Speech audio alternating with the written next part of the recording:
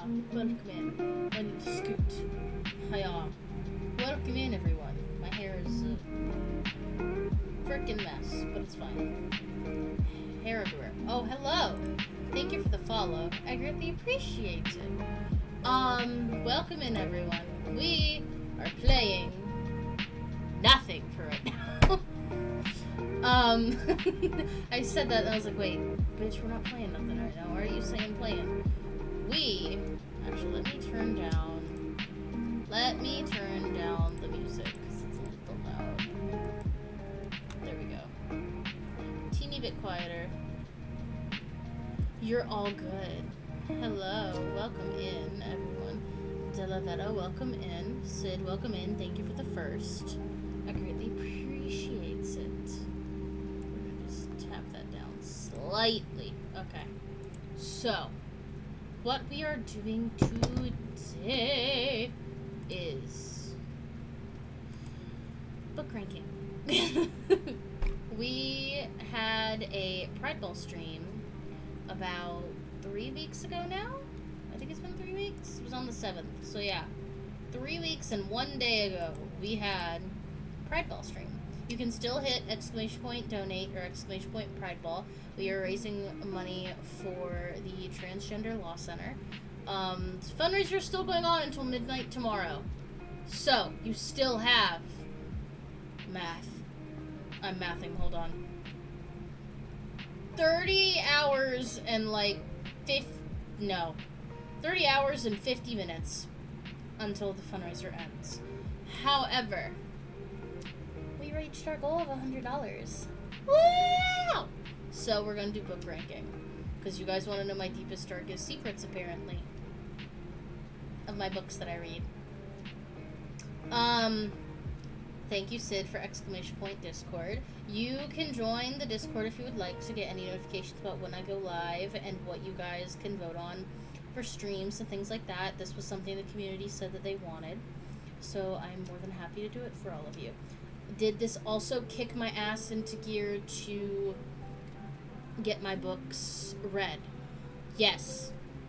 Yes, it did. Was there books that I started in April that I finished? Yes. Is there still 1 or 2 books that I started in March that I have not finished? Absolutely, but we're working on it. Okay, I'm gonna turn off that background music and I'm gonna put Spotify on in the background because I feel like it. And also I feel like that's just better in general. Give me a second. Do I have Spotify muted? I do have Spotify muted. Boink.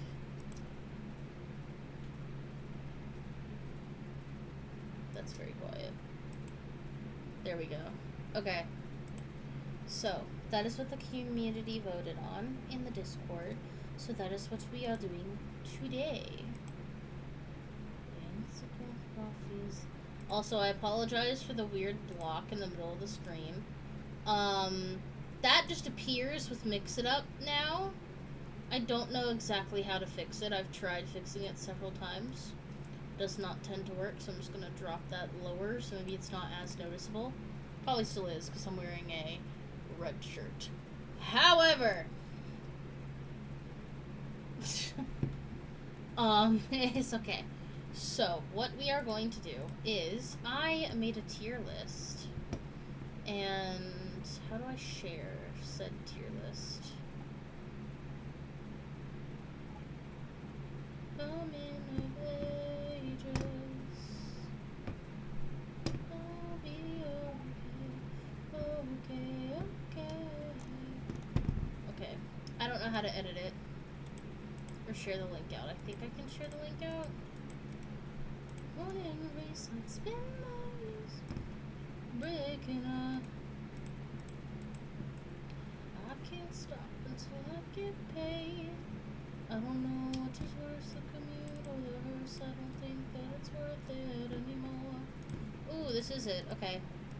I'm gonna copy this and I'm gonna throw it in chat. The doinkus. The doinkus. If you guys would like to rank them along with me. And as I said before, if you would still like to donate to Prideball, I don't have all my things up. However, If you exclamation point Prideball, exclamation point donate, and exclamation point incentives, you can see everything. So, woohoo! We have, I think, like, yeah, I think it's literally like 30 hours. Gonna have Marvel get work done. I'll be listening. Thank you so much. I greatly appreciate for you stopping by. So, I feel like we should start with this. Should we go ahead and start ranking books, considering that's why we're here? Oh, I do have a prediction. 'Tis vanilla. Because I love vanilla candles so much. But 'tis the one. Anywho. Ooh, it's hot. I'm turning this up. Love you guys so much. The fan's getting turned up. It is hot here. Very hot. So I apologize if you hear the fan. However, 'tis needed. 'Tis needed very badly. Anywho, I think we should switch over to doing the tier list. Because I already have it set up. Woohoo! So, just a long shot. Okay, what you want? This is where I have it. I have my categories I've made, and then I have the 37 books that I've read this year. 37. Count them all. 'Tis a lot of books. We're gonna go through them one by one. If Tiff, Dragon, or APL show up while I'm talking about certain books, they will giggle and kick their feet in chat. Because they've also read some of these books, because we had like a whole group chat about it. Are they going to be mad that I said that? No, I don't think so, because they like the book, and they were very thirsty about said book. However, we continue. And you're ready, and you're ready to live stream the apocalypse. This was so bad to put Spotify on, because I'm going to get distracted. Okay, I'm also...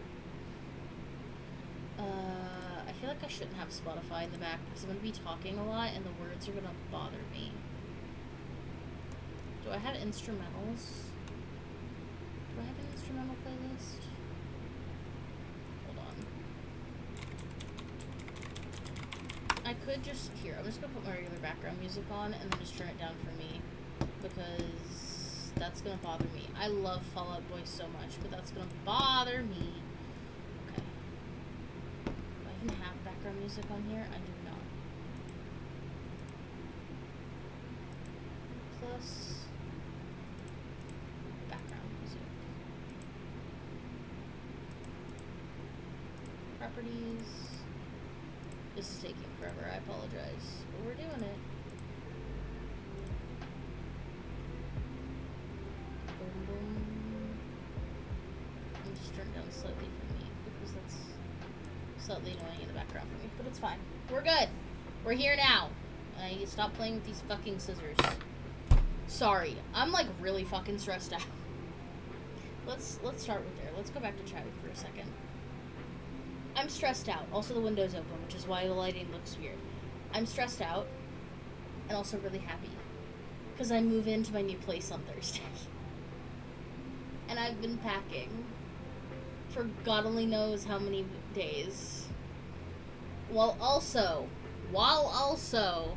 having my research proposal being finished, plus a PowerPoint presenting my research proposal of, hi, I'm already halfway through my program, but this is what I'm doing. Do you approve? Yes, no, maybe, and is it worth it? Also, other fucking thing that happened, I apparently analyzed my data wrong. And I do have an effect with my second thing of data that I just did last week. So... yeah, I don't know what's happening. I analyzed it wrong, I guess, I don't know.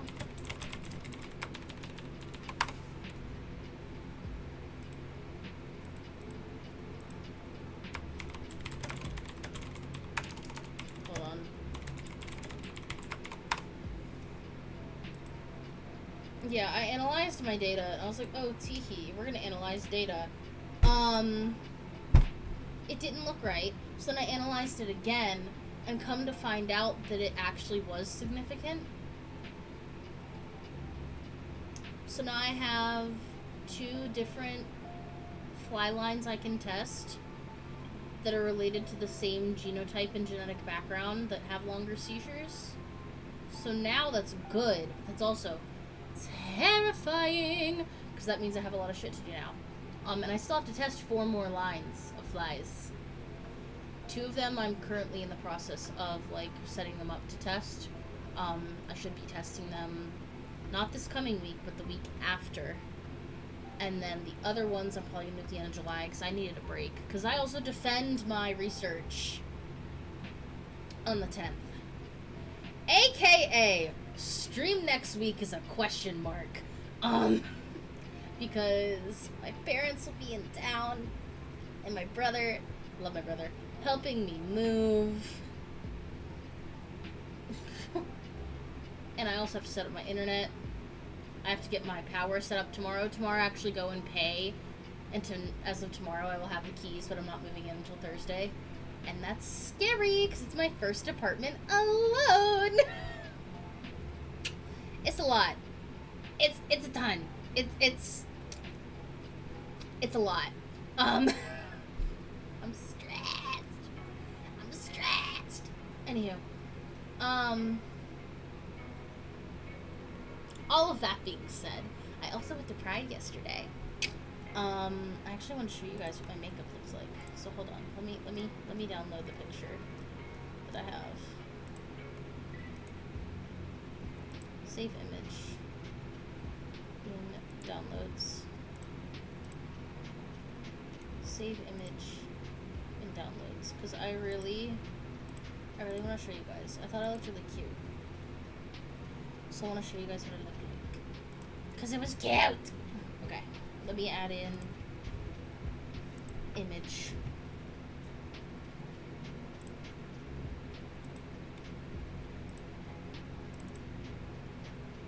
So, oh my Jesus, good lord. That was forehead. That was a lot of forehead. Here, I'll put it over here. Ha! That was my Pride look yesterday. Black lipstick as always. Naked lady earrings. Like, here, hold on. Let's. This is gonna look so weird. We're gonna zoom in here. Look, naked lady earrings. Bi flag eyeshadow. Black matte lip. Hair didn't get too much done with it because it was hot. But I went over to my friend's house and got ready, and it was a lot of fun. I liked it. Because that was one, and then I have one with my glasses off. Hold on. Yeah, glasses off time. Look at that. I thought it looked bad, and then the more I wore it, the more I was like, oh my god, that actually looks kind of good. And I freaking loved it. Because why not? Why would I not love that? Anywho. We removed now. But I looked fucking fantastic. Oh my god, my bangs. I need a haircut, because you see this situation. You see this situation. These bangs are supposed to be, like, either up here, or they're supposed to be, like, curtain bangs and, like, swept to the side.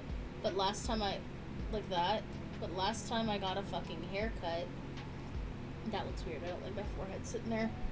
Hola.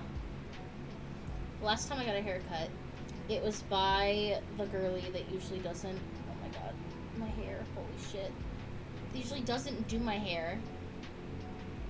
And she was like, what bangs do you want? And I was like, I kind of want to keep my curtain bangs. And she was like, well, what if we switch it up? And I was like, what do you mean, what if we switch it up? She's like, what if we just get, like, blunt bangs? Because I like doing those on people. I think it looked cool. And I was like, whatever, cool. Because, like, I have, like, a grown-out wolf cut. I also recently re-dyed it, literally on Friday, because Pride was Saturday. It was my first Pride. It was so nice. But, yeah. She was like, well, let's just cut across. And I was like, okay, cool. And then it happened. And I was like, these bitches gonna grow out. It's like I had curtain bangs, because my girl's literally 3 hours from me, and I only go get my hair cut when my parents when I go visit my parents. However, when I went last time to get a haircut in March, my girl couldn't take me in because she was on maternity leave, and she's still on maternity leave until I think either beginning of August or the end of August. So I have to wait until she gets back in, and I'm gonna get in and get my hair all dyed and bleached and everything like that again, because I need life. Because this time, I haven't told anyone this. Maybe it'll be a stream thing. Teehee. I'm thinking of doing all of my hair purple, like not just like a blend, like all of it purple. Because then if I get her to do all of it, then I can just start with roots and go from there with bleaching my own hair, potentially, so I don't have to go as often. And, like, I'm gonna be fully upfront with her and be like, hey, girly, can't do this shit no more. It's expensive. Because if anyone here, if Chris was here, Chris would understand. Tiff as well. I can't, Barry's also dyed her hair. Other people in the server have done theirs. I think Strawby has too. In Glitter's server. Do you guys know how fucking expensive it is to get your hair done? How expensive it is. My girl, oh my god, literally, I had a horrible hairstylist before her. But my girl now does exactly what I want. Shows me what it's gonna look like. I give her the vision. She does it. I've even experimented with hair colors with her before. But including tip, because I tip well, it's like $400 to get my hair done. And I'm there for like 3 hours. Because this dark ass brown hair is basically black. Which takes a while with the bleach. And bleaching hair is expensive. So is getting an alternative cut and going to a really nice hairstylist. But yeah. So.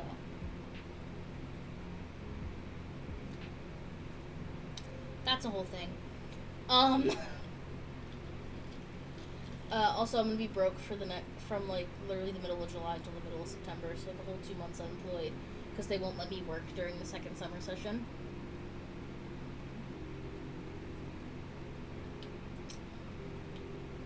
So after I get paid tomorrow, and then I get paid on the 15th, and then I'm gonna be poor for 2 months, while paying for a new apartment that's $1,000 a month.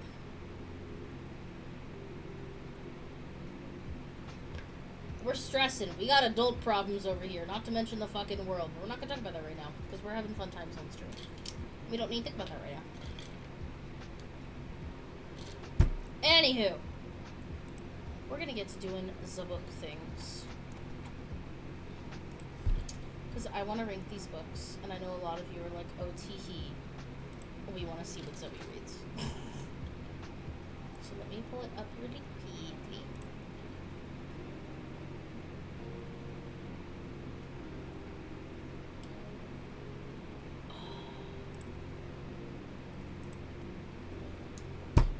So,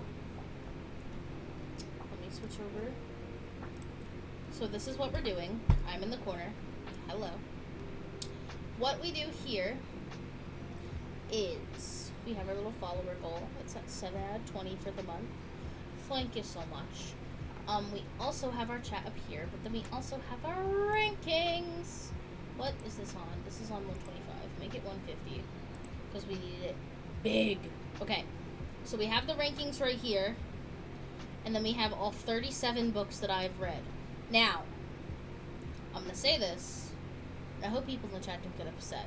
However, we count audiobooks as books in this household. Okay? We count audiobooks as books in this household. You are still reading, you are still getting material and getting a story. So, I have a mix of ebooks, audiobooks, and physical books on this list. The physical books / ebooks are the ones that are more upright. The audiobooks are the ones that are more like wide. So as I go through each one, I will probably tell you guys like name, author, and I'm gonna have my story graph off to the side so I can be like, hey, who's doing what's happening, what did I initially rank this book, how do I feel about it in retrospect, because this is the thing of how I rank books. When I rank books, I finish them, I give myself, like, a minute or two to sit with all of my feelings and go, how did I feel about this throughout the story? How did I feel at the end? Do those two things match? Does anything change about them? Is there anything that made me cry? Because that gives the book a little bit of a, like, tweaking sometimes, etc. So we're going to go through everything, and we're going to see. It also, I will say, I read sometimes stuff themed by month. We'll get to that. But I sometimes read stuff themed by month. So, without further ado, we're going to get into the book ranking. And as I said, if anyone kicks their feet and giggles in chat, it's most likely going to be when I'm talking about the romance books or the smutty books. A lot of these books are 18 plus. Also, disclaimer. So please, please, please, please, do not, and I repeat, do not get offended when I talk about the smut books. Because that's how I roll sometimes. Alright, let me pull up my story graph.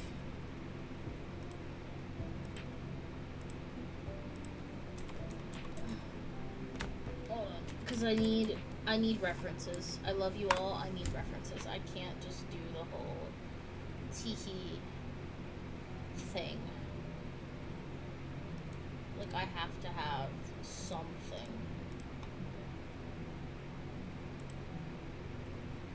Okay, that's good, that's good. Story graph!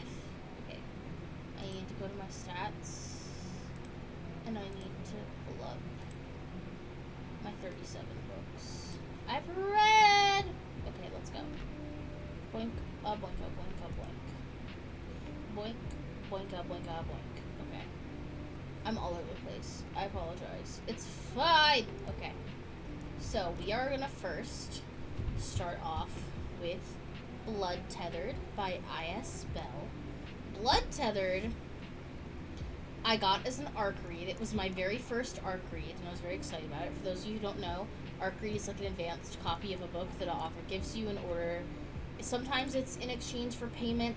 A lot of the ones I do are for indie authors who are like self-publishing, so a lot of them are like, can you just leave a review on any site you can? And I'm like, of course, absolutely. Was so stoked that I got the ARC for this in late December. I was like, are you fucking kidding me? So,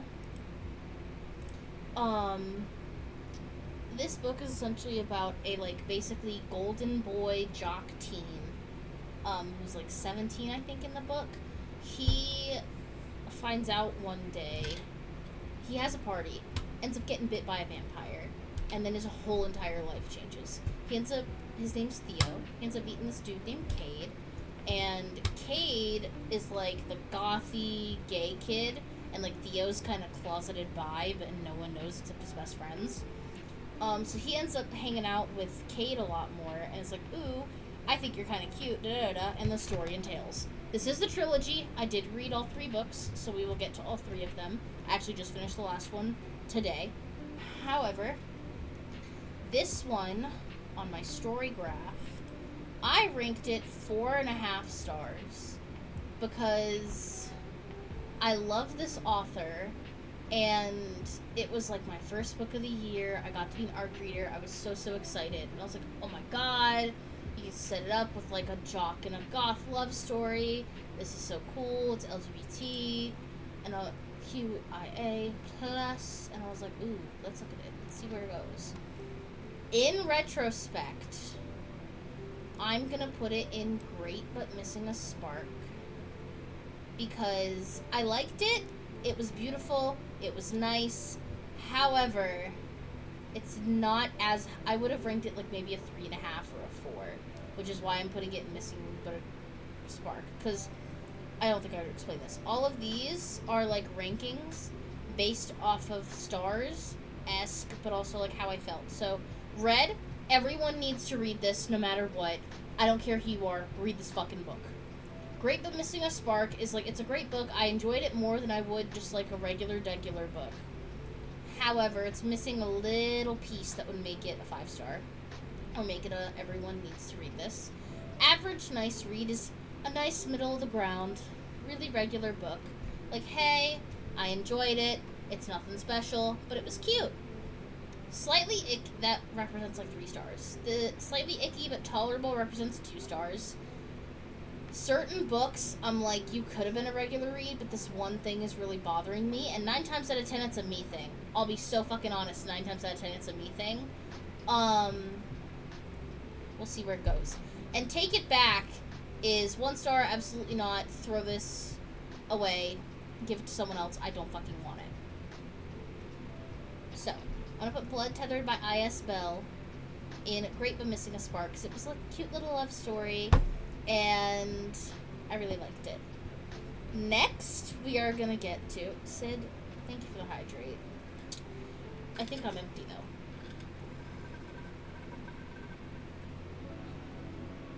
I'm empty, but I still got water. It counts. I will, however, refill my water cup. I did get a new water cup, by the way.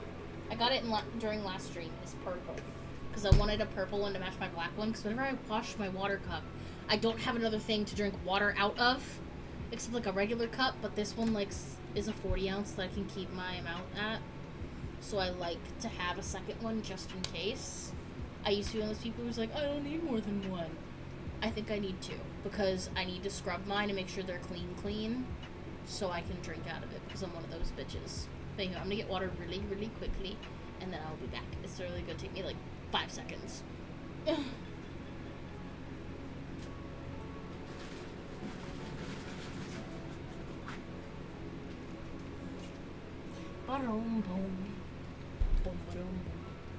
Alright.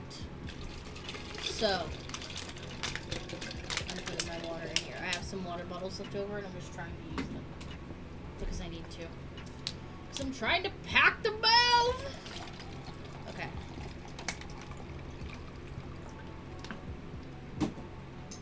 Done. Okay. Now we're moving on to the second book. The second book is Lights Out by Nevessa Allen. This book, what did I give it? I read it on Tiff and Dragon's recommendation. Because they were like, Zoe, this is a book that is fucking amazing. It's sexy. You will enjoy it. And I went, okay, cool. They convinced me. So, I gave this a 3.5 star rating. It was a decent laugh for the book. But this is my thing. I've changed up what I think about this. I put in my review, it's like a decent laugh of book. I don't really read stalker romances. My friends hyped it up. I gave it a shot. I laughed and cringed through it. Some of the sexy parts were hot, but at some points, I just wanted to yell at the FMC and the MMC. Female main character, male main character.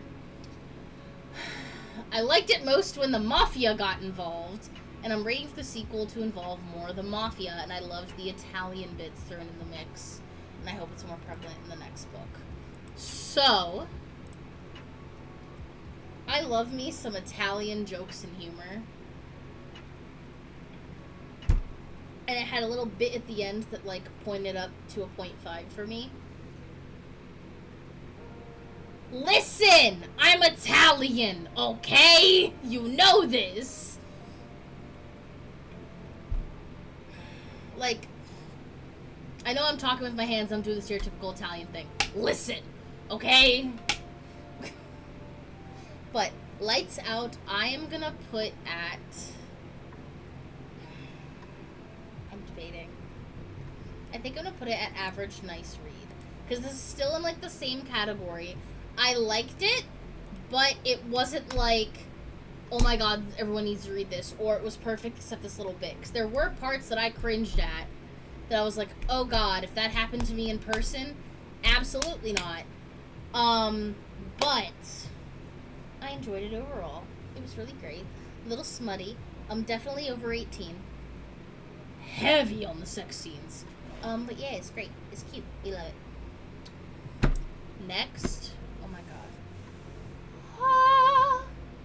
Oh, my diamond painting just fell. I'll talk about that later. We have Legend Born by Tracy Dion. And without even thinking about this is going up and everyone needs to read this. I know some of you are going to be like, I don't read YA. I'm a 30-year-old. Why do I need to read YA? I understand that. If that's your choice, that's your choice. You don't have to read it. I'm just saying I think everyone should. You don't have to if you don't want to. However, Tracy Dion, this woman. Oh my god. So basically, my journey with Legend Born and Tracy Dion is I read a duology called Blood Like Magic and Blood Like Fate last year in March by LaSalle Sambury. I found this, like, on a whim, liked the cover at a bookstore, and it, like, changed my fucking life for reading. Absolutely love that book. Please, if you have that book, go watch it. Oh my god. You need to. It's so fucking great. You absolutely need to watch that book. And watch that book. Listen to that book. Jesus. But I just had it up. Where the fuck did it go? There we go. I was reading that, and that was like an urban fantasy set in like 2050s Canada. This is set in North Carolina. I think in the 2010s, possibly in the 2020s. I don't know. But yeah, I put in the review, this is the same way I felt about Blood Like Magic. It's an in-depth review of the life of a young teenage woman who is a person of color, black to be specific, as an early college student at UNC Chapel Hill. It deals with race. It deals with disparity of income. It deals with opportunities that certain people get and certain other people didn't. It also deals with death very heavily. The trigger warnings, you'll need to look at them because it's rough. However, I flew through this book so goddamn fast. Oh my god, so goddamn fast. Tracy Dion, The Woman You Are. The Woman You Are. It's like a King Arthur retelling. And basically, like, I can't spoil something because it would spoil, like, the whole fucking book. But basically, Bree meets a secret society that is all white people. And they're like, we like King Arthur. We worship King Arthur. Are you in or are you out? And she gets this little in with this guy named Nick. And he's like, I'll take you if you want, if you think it's related to your mom. But I don't fucking know if it is or not. And she goes, oh, baby, don't worry about it. It's so good. I don't know how else to hype this up to you guys. It's like such an in-depth look. It's crazy. It's so fucking good. Oh my god. Okay. These two books, Blood Tethered and Lights Out, I finished in January. Legend Born was the first book I finished in February. Because I kept myself on a very strict, like, 2 or 3 chapters a day schedule. I think it was 3. But yeah. So then after that, I ended up getting Libby. I used Audible, still kind of use Audible just to get the ones that I've ordered, and then after that I'm going to switch. However, I found out about Libby, and I switched to Libby. I connected my library card from where my parents live, because that's still technically my permanent address, and then my current university where I go to school. And I listened to The Secret Society of Irregular Witches. Oh, also, Lights Out was an audiobook, Blood Tethered was a Kindle or ebook, and then Legend Born was an actual physical thick book. When I got to The Very Secret Society of Irregular Witches, I liked it a lot. I finished this the same day I finished Legend Born, because I'm very much a girl of, I'm a mood reader. I ain't gonna stick to one book. Realistically. So, I read Secret Society of Irregular Witches. I read it in like a day or two, I think.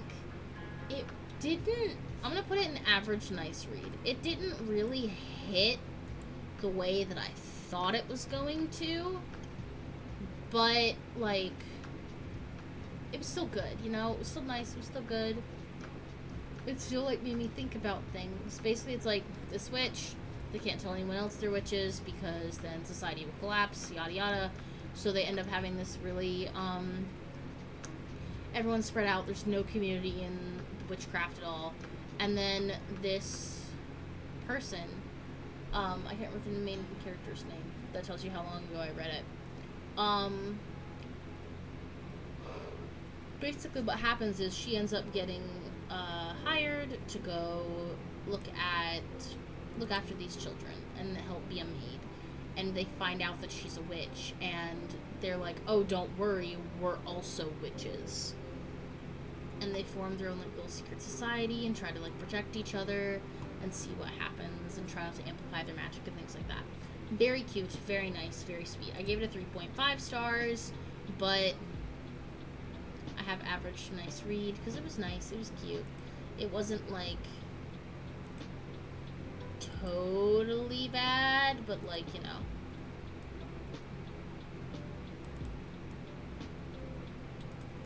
Okay. The next book I have is Last First Love. Oh, that's by Sengu Mandana, by the way. The next book I have was my second arc I ever got, which was Last First Love by Tatiana Gomez. This was a debut novel. I'm trying to think about more good things to say about it. I really did not like this book. I did not like it at all. It was very all over the place for me. It was, like, ups and downs. It was, like, good to, like, distract myself from, like, if I wanted distraction from grad school or the world. I would just read it before I went to bed to help me sleep. But the only things these characters talked about besides their jobs was each other, and that was it. They're like, oh, I gotta go write a book, yada yada. Oh, I gotta go visit the girl I'm into, yada yada. That's it. No other, like, oh, this is an interesting hobby I'm into. This is cute. Da da da. Nope. They did one of two things. And then how it ended, I hate a third act breakup. I really do. And this had, like, a very strong third act breakup that made me so upset. It made me, like, it, like, the book would, like, have, like, info dump chapters and then a bunch of filler chapters. And then, like, a lull of, like, maybe something's happening, but then it'd be more info dump, and then it just went back and forth. If I remember correctly, let me look at it. Yeah, I said the ending felt very rushed. Yeah, it skipped a huge chunk of days, but the ending was still, like, cute and sweet. My one gripe about this was the epilogue. If you put an epilogue in, I want it to be, like, 10 to 20 pages of, like, hey, they're having a cute time. It's great. This epilogue was just like, oh my god, they live together. Haha, that's cute. Cute, end. Like, it was 4 pages long. And I'm just sitting there and I'm like, so what are we doing here? What's happening? What's going on? It was very much a slightly icky but tolerable. Like, and the only thing that made it tolerable was it was a queer romance. If it was a straight book, it would have been in Take It Back.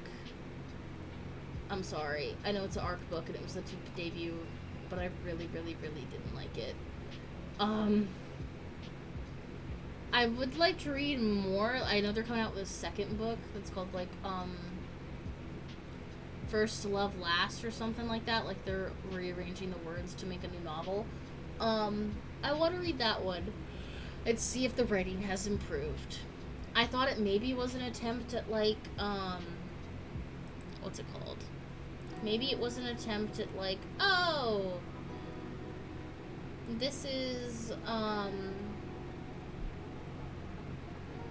brain. Maybe it was an attempt at, like, oh my god, this is, like, a more lived-in, like, if queer people were just part of the world type thing, but then it still had some, like, homophobia. So I don't fucking know. The next book I read was The Hate You Give by Angie Thomas. This book was all over the place when I was a teenager in high school. but it specifically was really popular when I was a junior and senior in high school in like the mid 2010s.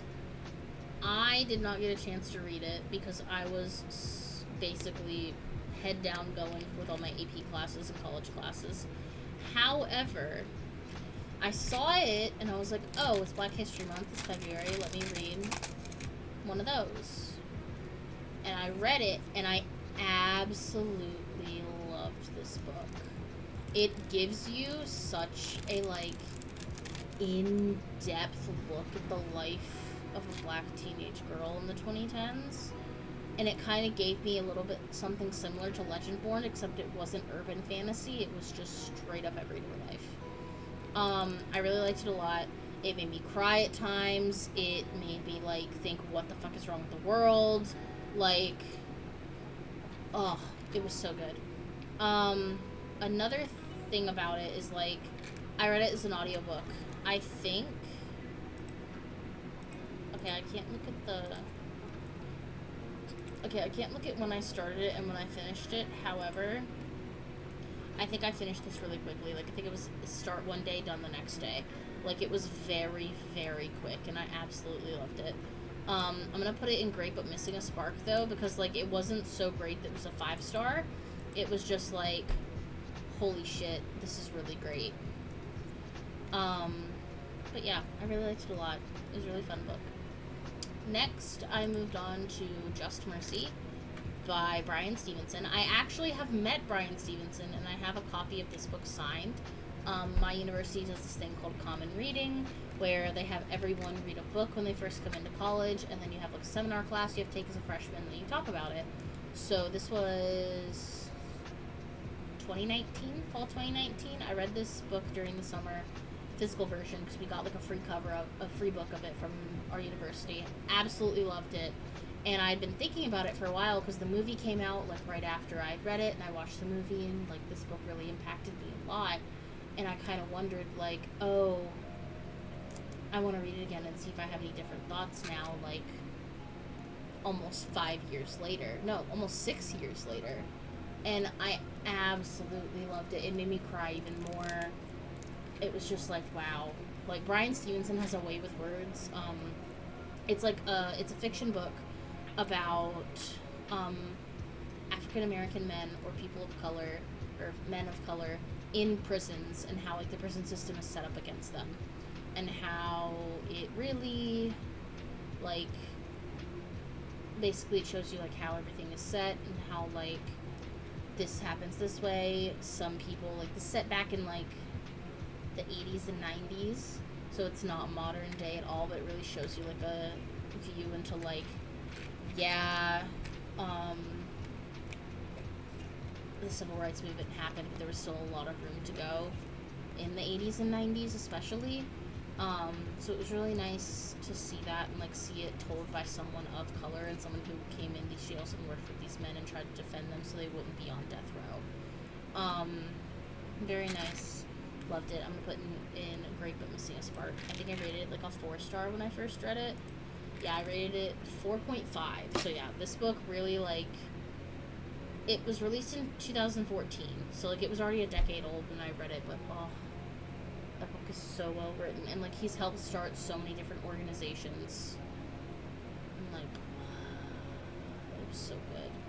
Oh my god. But after The Hate You Give and Just Mercy being like really heavy topics, I was like, I need a break. I need to have some whimsy time. I need to be great. So then I read the 7-10 Split by Carmen Lee. Oh, also, The Hate You Give was an audiobook, and so was Just Mercy. Also both from Libby. The 7-10 Split I bought with my own money.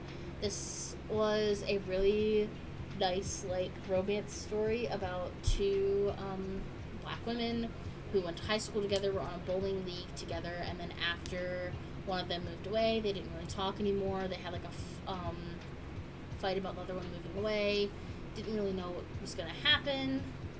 And then you get to flashback, and both of them are now teaching back at the same high school / university that they were at when they were kids. And it's really cute. It's a really nice story. There's they're like run like a women's bowling league for the kids at their school, and one of the kids was like, "Oh, so you guys are dating, right?" Because they're both the coaches, and they were like, "Wait, what? You guys think we're dating?" They're like, "Well, yeah, you guys don't really hang around men that much." And it was so funny, and I loved it. It was like just like the nice pick me up that was needed.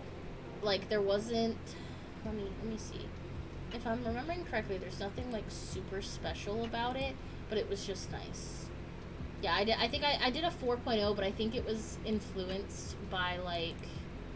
Oh, I said it reads very much like Delilah Green Doesn't Care. It was a nice break from the 2 heavier books I'd recently completed. Yeah, so I did it at 4. So it was like really nice and really sweet. I'm gonna put it at average nice read, just simply because I think my ranking previously was a little influenced by it. There is a series though. It's called the Peach Blossom series, and the second book came out in 2025, and yeah, the third book comes out in August. Yeah, the first book came out in 2024. The third book came out January 21st, and I want to read that. And then the third book comes out August 26th. So I kind of want to see that. And there's also apparently a fourth book that is potentially coming out, and they're all like I don't know if they're all like black queer romance novels, but they are all at least people of color, POC romance, queer romance novels, and it's really cute, and I absolutely love it. But those, I read those 6 books in February. 1, 2, 3, 4, 5. Yeah, I read all 6 of those in February, and I absolutely loved them. And then while I was reading all those, I was also reading Bloodmarked by Tracy Deonn, which is the second book.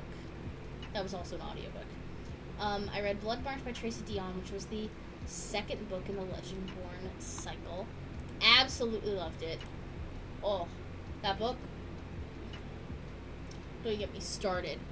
I read Legendborn and immediately picked this one up. Like, it was my next physical read. Because I'm trying to do a thing this year where, like, I have an audiobook going at all times, but then I also have a physical book and an ebook, because I have so many ebooks and physical books that I have not read. Sid can tell you guys more about that if you want to know about that. I kind of went on a book buying spree from the end of 2023 to the beginning of, through the middle of 2024.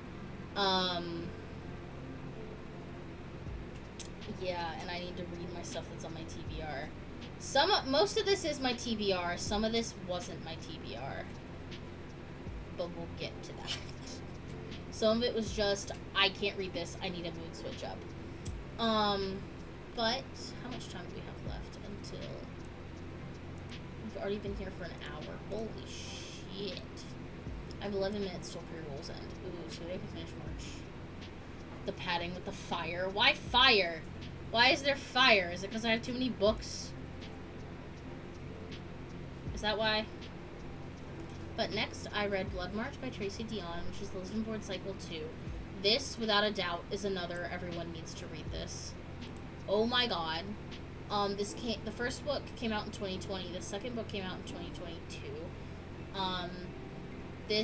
It was amazing. I started right after finishing Legendborn. I was gripping this book while I was reading it. Bree, Nick, Sel, I had no words. I finished this, and literally the same day my copy of the third book came to me, and I can't even say anything about it besides, like, Bree had discovered she had magic powers of some sort, and now everyone's after her. And she knows why, but I can't tell you why, because that's a spoiler. But, oh my god, it's so good. Please, if you can read the Legendborn cycle, it's 3 books right now. The 4th book's not going to come out for at least another 2 years, which is heart-wrenching, but it's fine. Please go. Please, please, please. Please go read them if you have a chance. Like, holy shit. They're so fucking good. Like, Anywho. So, after Bloodmarked, that was also a physical read, like Legendborn was. I read The Song of Achilles by Madeline Miller. This book was an audiobook on Libby. I'm gonna put it in average nice read. I didn't exactly have any issues with the book. However, people have been hyping it up to me for a while, and I didn't exactly get the hype. And I know that sounds kind of like weird, because I'm a queer mythology gay. Like, I felt bogged down by it a lot, and maybe it's because, like, it was very war centralized, which, like, I know all Greek mythology is. Don't cut me there. But it was just, like, really boggy, and I didn't like it. I was just like, why this read like this? I don't like this. Why this read like this? But I was like, you know what? I got through it. I had the physical, but I just read it as an audiobook because I didn't have the physical physically with me. It's at my parents' place, so I was like, I can get this as read, and then go ahead and move it from my TBR shelf. I have my parents' house, but you know, all is to be decided. Next, I read This Delicious Death by Kayla Conningham. This was another Libby read. However, this was a Libby recommended read, like, based off of what I had listened to already. They're like, ooh, we think you're gonna like this. So I read it, and I loved it a lot. It's basically about, the apocalypse has happened, and some people are now zombies, and they can survive off of eating, like, fake tissue and fake blood. However, when, like, the zombies first broke out, they all eat humans. And basically what happens with this is there's a group of queer teens. Some of them are trans, some of them are cis, some of them are bi, lesbian, gay, whatever you like to say. And they all go to this festival, and at this festival there is a breakout of more zombies, and they're all like, what the hell's going on? Because no one is supposed to know that certain people are a zombie. It's kind of like giving very much, it's, to me, I remember reading it kind of gave me the vibe of, like, getting your COVID vaccination, of, like, some people have it, some people don't, you don't really know unless they volunteer that information. So it was very much, like, it was cute, it was sweet, it was a nice queer novel, had a little bit of romance into it. It is YA, similar to Legend Born and Bloodmarked and The Hate U Give, and Blood Tethered.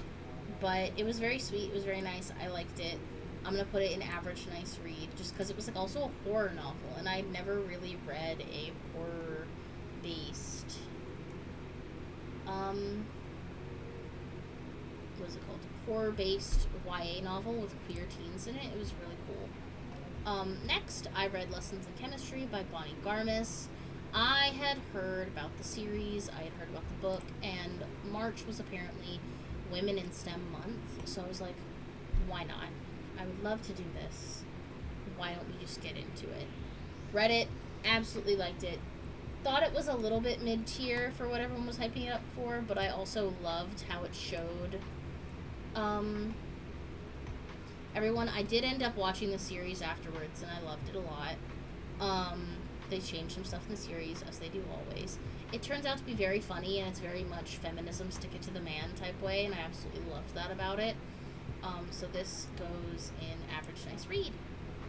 I have a lot of average nice reads. I like to have an average nice read every once in a while.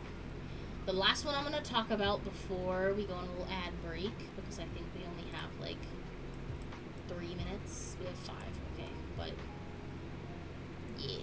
I'm going to talk about next is The Familiar by Leigh Bardugo. This one's going to have to go and take it back. This is probably a me situation. I did not like The Familiar. It was marketed to me very, very, very, very much not what it was expecting. I liked the, like, gothic, historical 16th century Spain setting, but I was under the impression this was a vampire book, and it was not a vampire book. I don't know why that was marketed to me like that, but it was. Wasn't a vampire book, and it had a lot of like political races, but I didn't really like that because stuff going on in the U.S. right now. I'm just like, I don't want to read politics in my fucking books right now. But it's like a gothic mystery, and I usually love that. However, it just didn't land for me. I finished it, but it felt like it was a chore to finish it rather than like actually enjoying the book. I didn't see any chemistry between the characters, and there was an incredibly slow start. And I get Lee Bardugo, because I've read Six of Crows, and I've read Crooked Kingdom. I get that it's usually a very, very slow start with her. However, it just was not it, and I didn't like it. And like the character arcs were really weak, and a lot of them fell flat, and just like was disappointing that the fate of the characters didn't matter to me as much, and I just didn't like connect with the book. I gave it a 2-star, but in retrospect, I'm like, I'm a little pissed off I wasted my time doing that, because I could have been reading my other book that I absolutely loved. But we are going to take a 3-minute ad break. How ad breaks work here is I go on a BRB screen for 3 minutes. You miss absolutely nothing. And we do 3 minutes of ads because then we get no pre-rolls for an hour. So, I love you all. I am going to go to the bathroom, get a drink. That's what you can do as well. Go to the bathroom, get a drink, get a snack, do whatever you need to do. And then I will be back to rank the rest of my books. We only have 2 left in March. And then we can move on to everything else in a bit. So I will see you guys in a bit. We're gonna run some ads right now. Love you all. Bye. Mwah.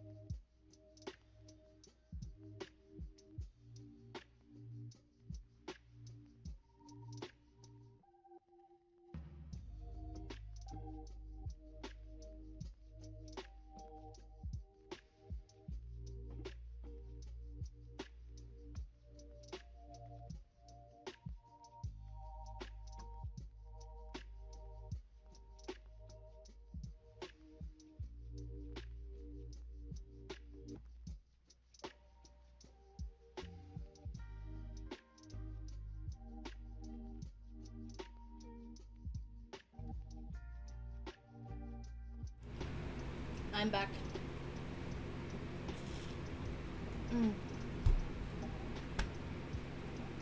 I had to get myself a little snack after going to the bathroom. I'm drinking a lot of water because you people keep redeeming hydrate. Okay. Moving on. I hope everyone's having fun. We're talking about books. We love books. Okay. Next, I read Oathbound by Tracy Deonn, which was the third book in the Legendborn cycle. Oh my god! I don't know how I'm gonna recover. Another 5-star. Amazing, brilliant, love it. Like 650-page book. Bree grew a lot in the book. To me. It took me about a month to get through, but it hooked me from the beginning. Bree has a lot of inner turmoil about things that are revealed in the previous book, but also this book. Also, there's like a character thing that happened in Blood March that was not touched on at all in Oathbound. And it really upset me because I really liked that character. And I'm like, what happened? What's going on? I started the series in January, so I didn't have to wait between these 3 books. And now I have to wait. And I don't appreciate it. Like, ugh! It's so good. Oh my god.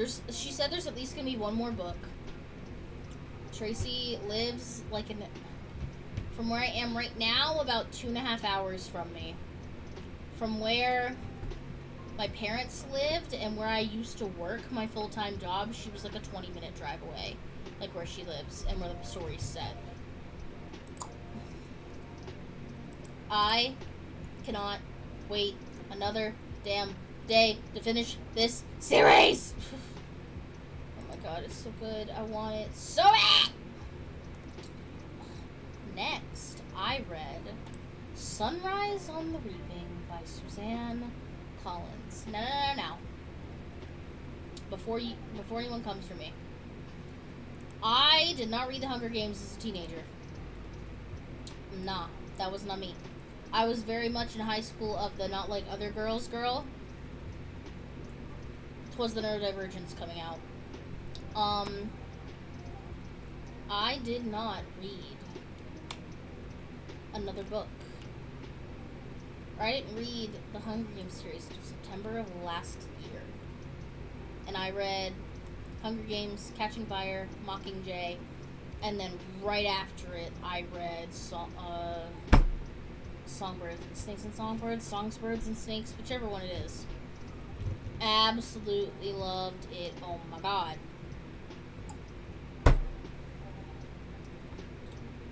I decided that I was going to read this as soon as it came out, but I was in the middle of either This Delicious Death or Lessons in Chemistry. Can't remember exactly when Sunrise on the Reaping came out. When did Sunrise on the Reaping come out? It came out March 18th, so yeah. I had to wait until I was finished with my current audiobooks because they need to be returned to Libby. So I was like, okay. Give me a second, let me get my shit together. Oh my god, the symbolism in this book, hit harder as someone who lives in the Appalachian Mountains right now, and like just the setting and how beautiful it was and the storytelling, like it speaks volumes to what is happening in the United States right now. Like, it gives so much character. It's a everyone needs to read this. Everyone needs to read The Hunger Games, period. It's so good. I don't care what anyone says. It's fucking fantastic. Go read it. Go have fun. Please, for the love of God. Go do it. Next, I have a book called Tomorrow, Tomorrow, and Tomorrow by Gabrielle Zevin. This book, I don't know what the fuck to think about it. I read it on a recommendation from multiple YouTubers I've watched, from multiple booktubers I've watched, and was like, this seems like a decent chunk of a book. It's a thick one, so I'm probably gonna read the audiobook. And I'd had it on hold on Libby for a bit, and then it came up, and I was like, oh my god, I should read it. I read it. It starts out as like, oh, this is a story about childhood friends. And then you get the background of how and why they met and what happened before they met that made them such close friends. But then you're thrown through the fucking whiplash of, oh, but this one over here, she had some trauma going on, there was an age gap relationship with a professor, yada yada. Then over here you have, oh, he's just depressed, he's trying to make video games, and they come together and make a video game company. And it basically just stems off of that and what happened throughout their lives with that in the background. And it's just kind of crazy. Because I'm like, I don't know what's happening.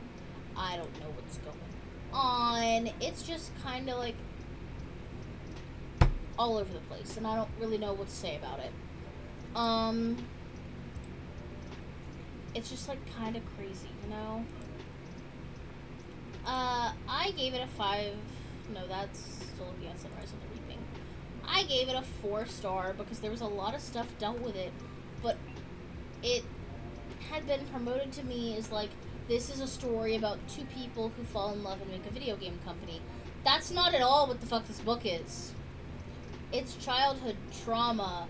There's adult trauma. There's relationship trauma. There's work trauma. It's just trauma. And, like, it was, like, a decent read. But, like, what the fuck was going on? I don't really know what was going on. I'm gonna be so real.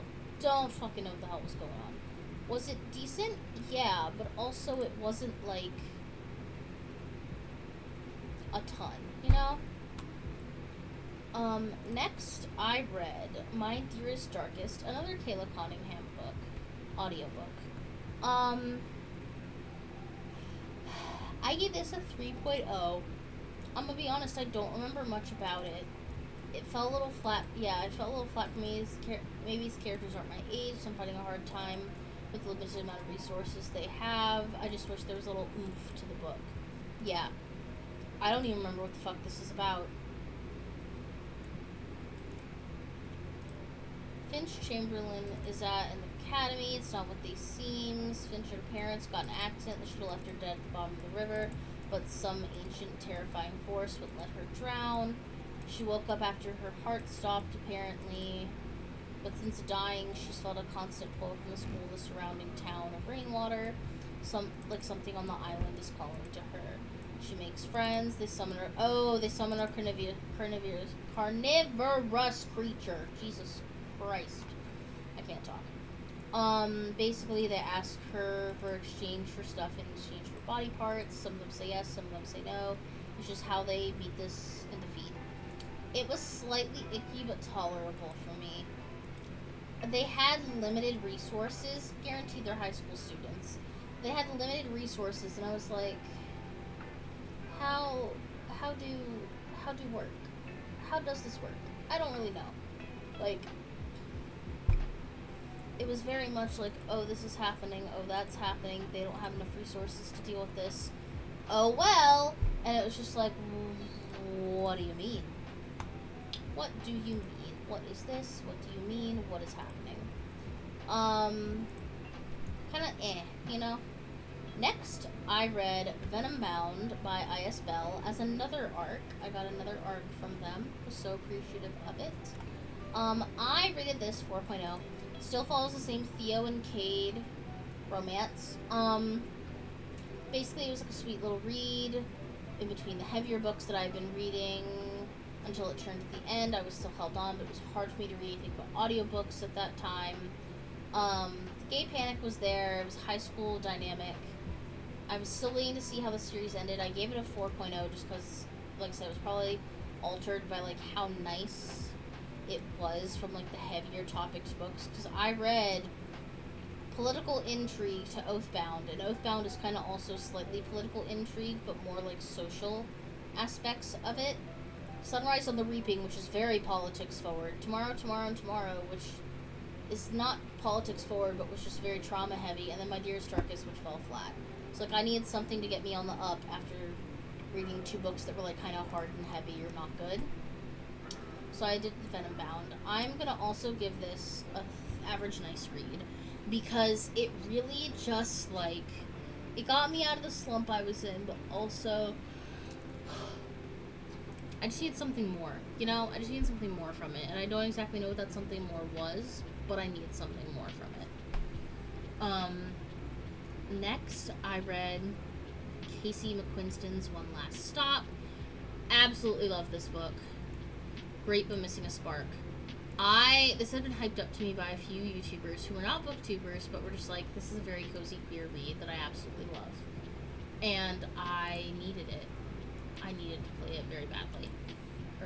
I needed to read it, very badly. Basically, it's this story about this girl named August. She moves to New York City and is, it's supposed to prove that her right, that magic and cinematic love stories don't exist, and the only smart way to go through life is alone, because she had this, like, horrible relationship with her mother. But you go through it, and it's actually really cute, and I liked it a lot. She ends up meeting this, other girl, oh my god, named Jane. The only problem is Jane doesn't look like an old school punk rocker. She's displaced in time, and she's actually from the 1970s. They're trying to find out what happened. And it's, like, really cute, and it's really nice, and I absolutely loved it. It was missing a slight spark to make it everyone needs to read this, but it was still really cute, and it's about, like, understanding each other in adulthood and how friendships and relationships work. It's really nice and sweet. Then after that, I kind of took a sharp turn into historical fiction for a bit. So I read Anatomy, a Love Story in the Duology of Anatomy and Immortality by Dana Schwartz. I read these back to back and finished them quite literally within 3 days. I absolutely loved these two books, and one thing that I absolutely love about the covers, it's in the shape of an anatomically correct heart, but in the center you can see it's a girl wearing a dress. Same with Immortality. Brain, girl wearing a dress. It's so fucking pretty and gorgeous. I did not realize that until after I'd already read the books. That's like that. These are so good. These are both gonna go in Great but Missing a Spark. I love them very much. Basically, it's historical mystery set in Scotland. Essentially what happens is there is this character. This is a rec from YouTube, so I'm glad I read it. It was one of the booktubers I absolutely loved. I don't know if she's read it. But basically, it's a love story, romance, gothic mystery. There's a girl named Hazel. Hazel Sinnott is a lady who wants to be a surgeon more than she wants to marry, and Jack Kerr is a resurrection man who's just trying to survive in a city where it's too easy to die. Essentially, she's like, I want to practice on being a surgeon. I tried to make it in to school. They kicked me out because I was a woman, but if I pass this test without the class, I can still get in and be a surgeon. And she finds Jack is like, hey, can you get bodies for me and dig them up so I can study them? And he's like, how much you paying? And she shows him, and he's like, oh yeah, sure. And it basically goes through like their little romance tale of like, Hazel's worried about getting him to be a surgeon. Jack is worried about being found out as a resurrection man, but also his friends have been disappearing who are resurrection men, so he wants to see like what's happening, what's going on, and how to get through all of this. That was kind of like what the first book had, and the second book, it was really about Hazel's not a surgeon, but she's at least a doctor who can see people, especially the poorer people, and she has them help her out while she's staying at her castle alone while her family is gone. And essentially, she gets arrested, seems doomed to death to rot in prison, but she's been given a request to treat the princess, because the princess will not talk to any other physician except she requests to have her. Basically, you go through, and it turns into like a nice little queer romance in the second one, as well as like a gothic mystery romance, and it's very cute. It's very nice. It is gory, so if you are not into the blood and guts of it all, that's definitely something you have to think about. Next, I read Late Bloomer by Maisie Eddings. This is going to go in average nice read. Nice little romance. I wanted to read a book relating to autism since April's Autism Awareness Month. And this was like a cute little romance that Barron recommended to me a bunch because one character has ADHD and then one character has autism. Nice little queer romance novel. Very cute. I rated it 3.5. Like I said, I think it was just basically like a hey, it's a cute little neurodivergent representation in WLW relationship. I liked queer romances, but this one hit a little harder for me because it's a queer neurodivergent romance, and I really resonated with it a lot. Then we got to So Thirsty by Rachel Harrison. That book is going into, honestly, it's going into Take It Back in retrospect. I did not like this, and it makes me so upset that the two books in Take It Back are both gothic-esque. It was recommended to me in such a different way than it was portrayed. Basically, there's like essentially, this girl named Slowly. Her birthday's coming up. Her husband is cheating on her, but surprises her with a birthday getaway. Goes on the getaway. Sloane is like, oh my god, I'm gonna take my friend Naomi, we're gonna go and we're gonna have fun. Naomi decides, no, we're gonna go hang out with these creepy ass weirdos. And Sloane, not wanting to be alone on her birthday, is like, oh my god, I guess so, but also I'm really fucking hesitant of this. They arrive in their cottage, and basically she tells Sloane, hey, we both know your husband's cheating, let's just fucking hang out and have a great time. Ends up meeting a bunch of vampires, and they get turned, and then you see how their life turns out after they get turned. It's really weird, but it's so fast-paced that you can never settle on something before it moves to the next thing, and maybe that's on purpose, but like, I don't even know. But that was my first book for May, because all the rest of the ones were from April. And then you have Last Night at the Telegraph Club by Melinda Lowe. This is also going in. Everyone needs to read this. It is a queer historical fiction book set in the 1950s in San Francisco's Chinatown. This book, oh my god, I cried, I sobbed. It's about this girl named Lily. Finds a book about two women and they fell in love with each other. And Lily, being a Chinese American whose parents were immigrants from China, does not want to think about anything.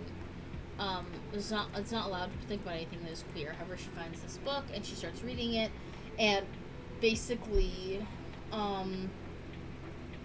answers the question of like, is she queer or not? Is she a lesbian? And finds this girl named Kathleen, and they basically look into a lesbian bar called the Telegraph Club and hang out there and discover their queer identities as younger teenagers. But 1954 America is not a safe place. Two girls fall in love, especially in Chinatown. So Red Scare paranoia threatens everyone, including Chinese Americans like Lily. And basically, she has this like looming scarcity of, like, basically their citizenship may not be there and things like that, and it's really scary. So killing Catherine and risk everything to let their love see the light of day. And it's really cute, it's really sweet. I loved it. That's why it's going into everyone needs to read this, because it was absolutely adorable. Then we get to the next chunk of books I read at the end of May. These ones,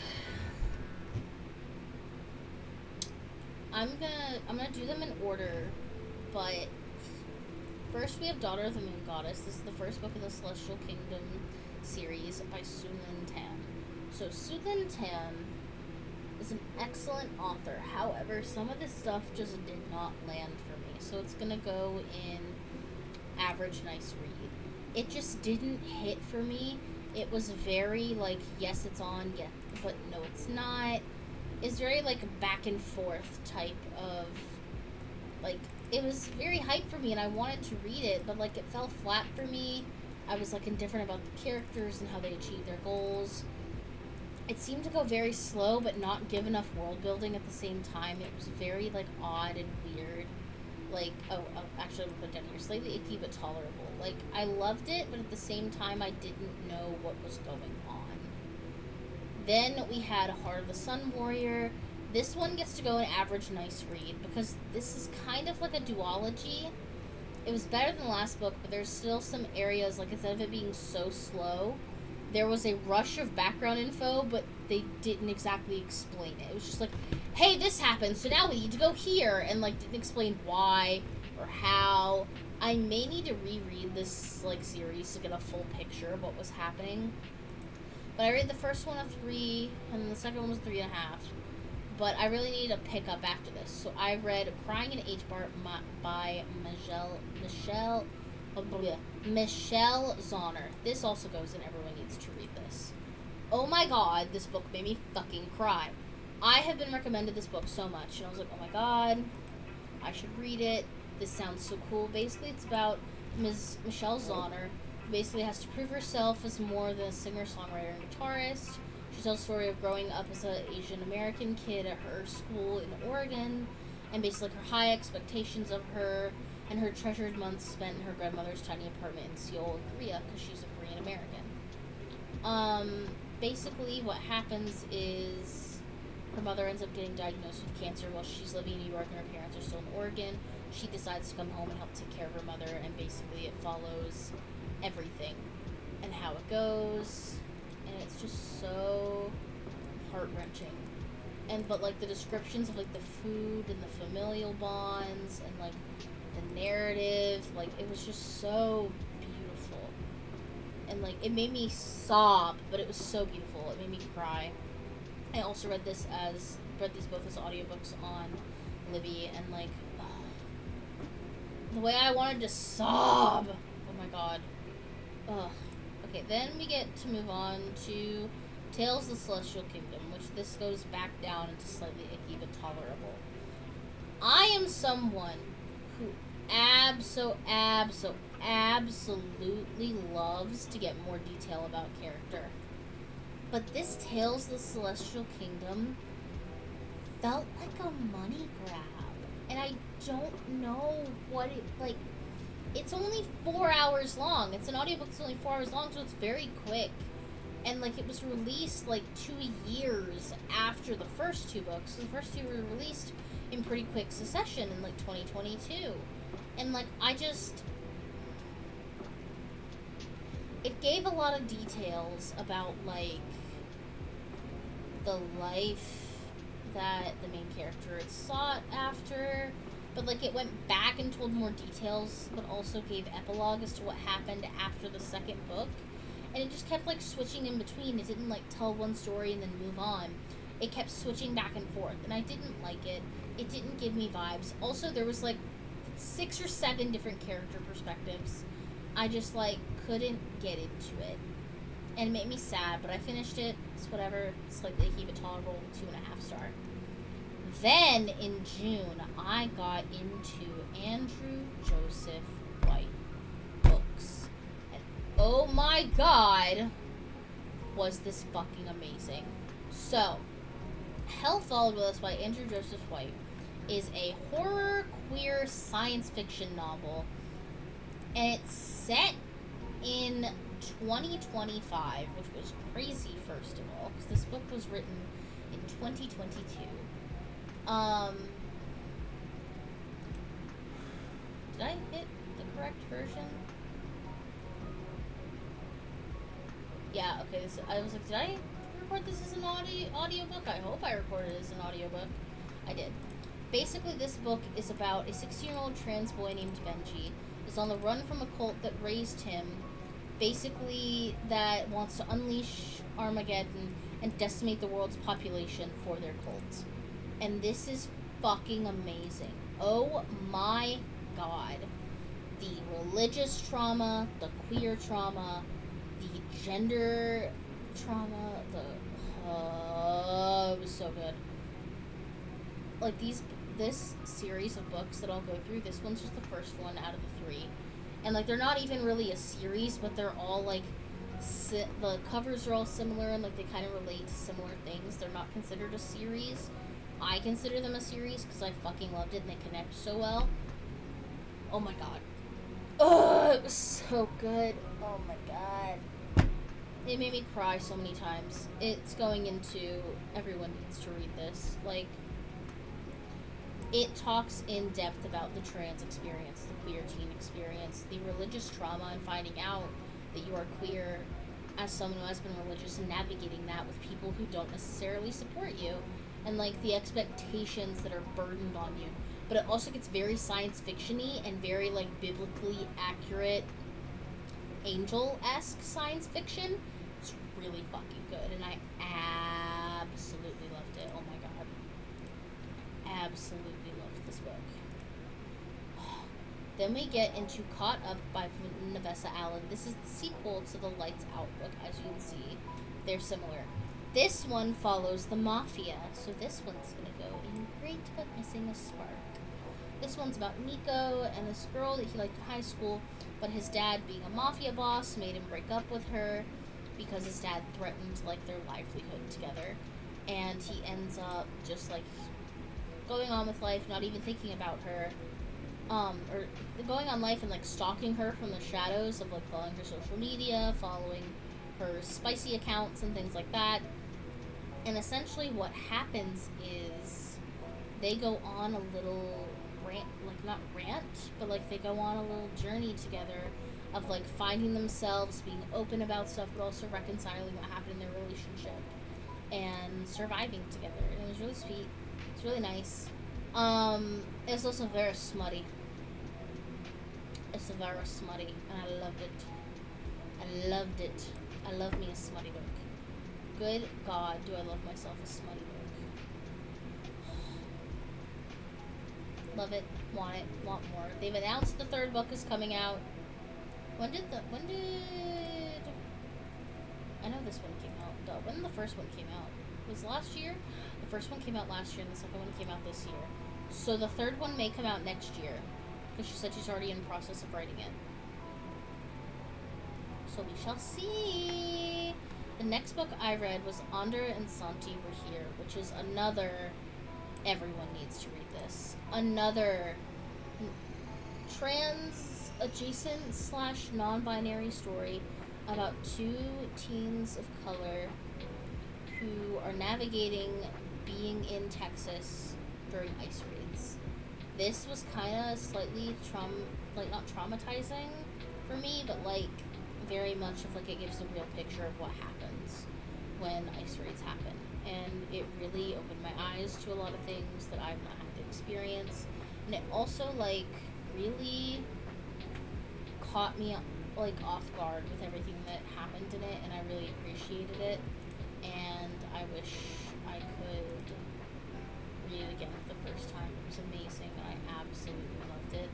And I wish I could have read it again for the first time. It's just so beautiful. It's such a beautiful book. I gave it 4.5, but here everyone needs to read this. I was watching a YouTube video and it recommended it as a Pride read, and I'm so glad I was able to read it. It tore me up, especially with what's going on right now in the States. I wanted to read it and get a feeling for how things really are, especially with like friends and loved ones who have talked about being a Mexican American or Hispanic American. And I loved the connection between Ander and Santi. They really showed a diverse relationship, and I wish I could read more books like this later on. It was just so fucking fantastic, and I loved it so much. Next, I have the second book by Andrew Joseph White I read called The Spirit Bares Its Teeth. And this one I'm also going to put up, and everyone needs to read this. It's set in 1880s England about these women who are called like spirit watchers. They essentially can see spirits, and the men are really pissed off they can see spirits. So they have children with these women unconsensually, so their children can be morphed to look into spirits and things like that. It's really fucking weird. Another trans story person in this book, their name is Silas? Yeah, Silas Bell. Basically is like a 16-year-old being married off, but according to their mother, he'll be married by the end of the year to a decent man, and it doesn't matter that he's needed decades of tutors to hide his autism, basically, and that he practices surgery on slaughtered pigs and wants to be a surgeon as well. And basically, he wants to show everyone that he's a boy and not a girl, but that's all the world insists on seeing him on as a girl. There's a failed attempt to arrange a marriage. However, Silas is diagnosed with this veil sickness disease that's sending violet-eyed women, the spirit women, into madness. So essentially is shipped off to a boarding school and mental health hospital. And essentially what happens is it's a cold facility with ruthless instructors, and the students either bloom into eligible wives or they disappear. And they want to know what's happening. I fucking loved this book. It was so great. It made me cry. It made me upset. Like, it was so good. So, 5-star. Everyone needs to read this. The next book I read, we're in like our last 5 books now. The next one I read was Compound Fracture by Andrew Joseph White. This fucking book, again, set in Appalachia. I think it's set in the 2010s, if I'm thinking correctly. It's the Appalachian setting, since I could see like where it was happening. There's this queer character named Miles. Miles I really related to a lot. Basically, it gave me a lot of heartache because my parents don't accept me as queer. Because I can't come out to them or else I'd not have a home. But essentially it's about a trans autistic teen who survives an attempted murder only to be drawn into this generational struggle between the rural poor and those who exploit them, who unfortunately are the cops, ACAB. Basically it follows Miles Abernathy, a 16-year-old socialist who's a very proud West Virginian, comes out as trans to his parents, then sneaks off to a party, carrying evidence that may finally turn the tide of this like blood feud between everyone, proving that the sheriff was responsible for a so-called accident that injured his dad and killed countless other people. Essentially this feud began like 100 years ago with Miles' great-great-grandfather, and you find out through the whole story of the sheriff threatens Miles into silence, and Miles is like, I don't know what you're talking about. And it's really like a visceral political page-turner book that won't let you go until you finish the whole entire book. It's not for the faint of heart, but it's for every reader who's ready to fight for a better world, and it really influenced me. There's a lot of queer representation in there. There's a lot of like poor people representation trying to battle everything else. It's really beautiful, and I absolutely love it. And I wish I could read more of it. Hi, Jodes! Oh my god, I just saw yours. I just saw the hydrate too. Good lord, I'm just reading them all. Lurking for a little? Thank you so much, Jodes. I really appreciates it. Oof. I hope you had a good time. I enjoyed your stream earlier today. I greatly appreciates it. And thank you for the second. So, next I read Cemetery Boys by Aiden Thomas. This is the first book, but there is a second book out. Oh, there is, but it's not out until 2026. I see. So, I read the first book of Cemetery Boys. Basically, this is a queer fantasy young adult book that is centered around a Mexican family and Hispanic people during Dia de los Muertos. And basically, um, this this book focuses on Gabriel, who summoned a ghost, and now he can't get rid of him. Also, trans teen. I read a lot of trans books this year, and like queer books, and I'm very excited to read more. Basically, this is for a very emotionally charged, supernatural, kind of spooky vibes that blends Latinx culture with self-discovery and basically like love, identity, complexities of that nature. Loved it so much. Wanted to read more of it. For the love of God, please read it. But I'm gonna put it in Great But Missing a Spark because it was really cute. But I think just the characters being YA threw me off a little bit. The older I'm getting, I'm starting to realize I can't read YA anymore, which is really sad to me. And I just want to I want to read more. But I'm excited to read the second book when it comes out. Hopefully, I'll be able to grab an audiobook of that. Next, I read Dream On, Ramona Riley by Ashley Herring Blake. Now, this book I have some conflicting feelings about despite finishing it literally 2 days ago. I'm going to put it in average nice read. It was decent. Here's my thing about it. Something was off about it and I didn't know what. And I think it was because I had read all of those really, really, really difficult books. I felt like the book was missing something because it wasn't heavy-esque. I didn't exactly like I loved it. It's like a nice WLW bisexual romance novel. The characters are set in like their late 20s, early 30s. It's like really nice and sweet to read. However, something just set me off with it. I don't know. I didn't like it as much. I didn't know what to do with it.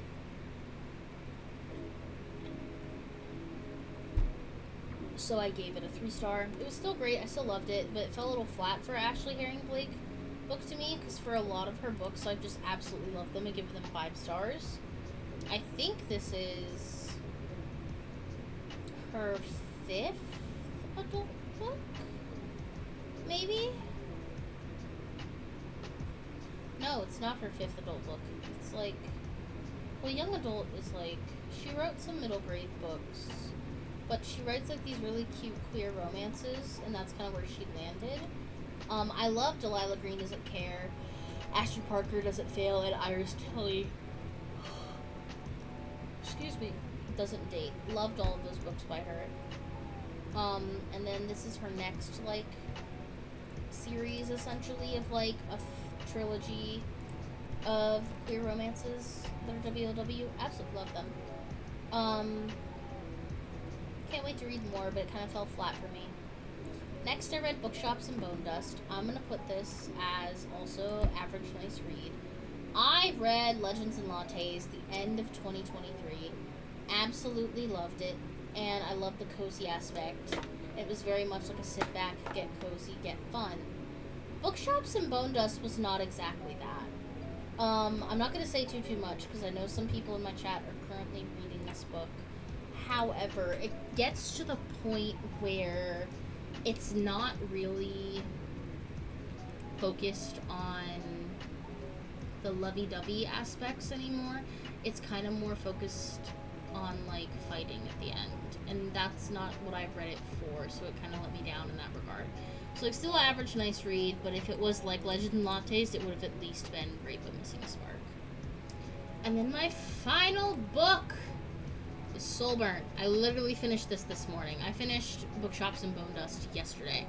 Literally finished Soulburn this morning. I'm gonna put it at average nice read.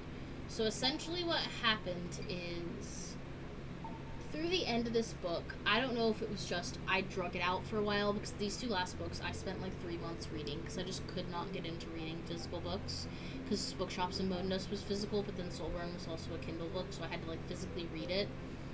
I don't know what it is, but they just, like, dragged for me. So I gave it a 3-star, because, like, it was great. It wasn't the best.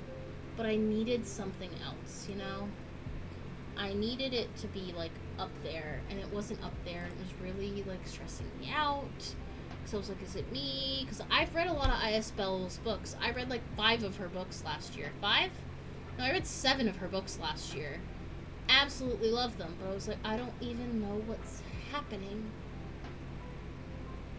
I don't know what's going on. So it was really sweet. It was really nice. It didn't live up to the expectations I had of it, but that's essentially what happened with it. But that is all the books that I had for today. I'm actually getting really sleepy, so I think I'm gonna end the stream here. However, announcements for stream. Let me go back to just chatting. Yeah, the chatting screen. Announcements for stream. I'm gonna be really stressed out this week moving. So stream next week is on a really like, am I feeling it, am I not? Because it's also one of my friends. No, the 5th is not my friend's birthday. The 6th is my friend's birthday. It's right before one of my friend's birthdays. And they're turning 21, so we're gonna have like a little party for them. But thank you everyone for hanging out. We're gonna find someone to raid real quick while we're going, but I will keep you guys updated. If you guys, here I'll do Discord. If you guys find any books you like, you can pop them in the Discord. I also announce when I stream in Discord, so you can look at that and see what's happening. Let me look here and pull up. There we go. I'm trying to see if anyone is live that I would like to raid. I'm looking.